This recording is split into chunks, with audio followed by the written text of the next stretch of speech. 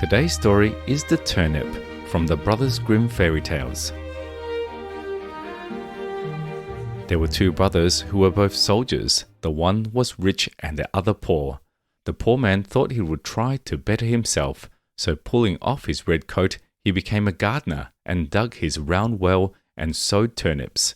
When the seed came up, there was one plant bigger than all the rest, and it kept getting larger and larger and seemed as if it would never cease growing, so that it might have been called the Prince of Turnips, for there never was such a one seen before and never will again.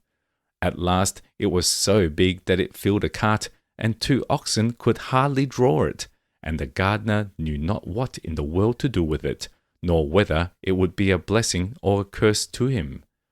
One day he said to himself, "What shall I do with it? If I sell it, it will bring no more than another, and for eating, the little turnips are better than this. The best thing perhaps is to carry it and give it to the king as a mark of respect." Then he yoked his oxen and drew the turnip to the court and gave it to the king. "What a wonderful thing," said the king. "I have seen many strange things, but such a monster as this I never saw. Where did you get the seed, or is it only your good luck? If so, you are a true child of fortune." "Ah, no," answered the gardener. "I am no child of fortune. I am a poor soldier who never could get enough to live upon, so I laid aside my red coat and set to work tilling the ground. I have a brother who is rich, and your majesty knows him well, and all the world knows him, but because I am poor, everybody forgets me."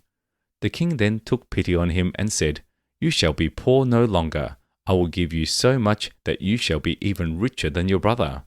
Then he gave him gold and lands and flocks, and made him so rich that his brother's fortune could not at all be compared to his.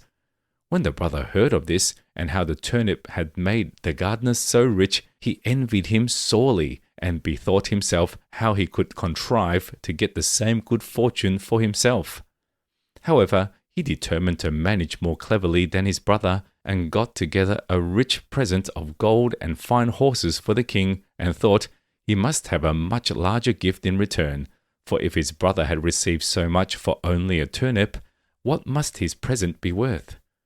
The king took the gift very graciously, and said he knew not what to give in return more valuable and wonderful than the great turnip, so the soldier was forced to put it into a cart and drag it home with him.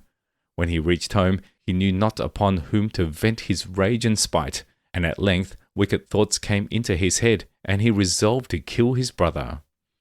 So he hired some villains to murder him, and having shown them where to lie in ambush, he went to his brother and said, "Dear brother, I have found a hidden treasure. Let us go and dig it up and share it between us."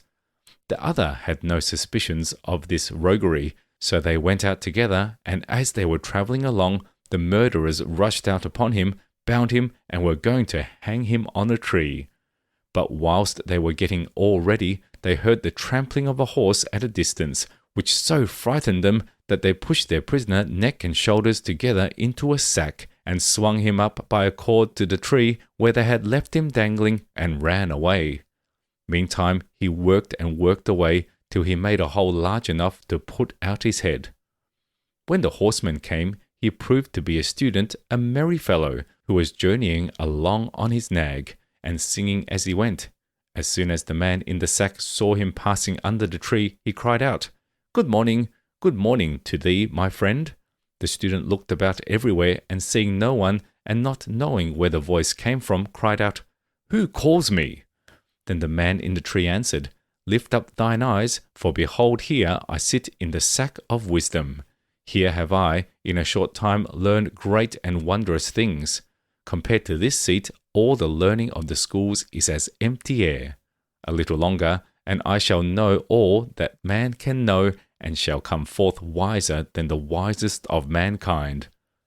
Here I discern the signs and motions of the heavens and the stars, the laws that control the winds, the number of the sands on the seashore, the healing of the sick, the virtues of all simples, of birds, and the precious stones.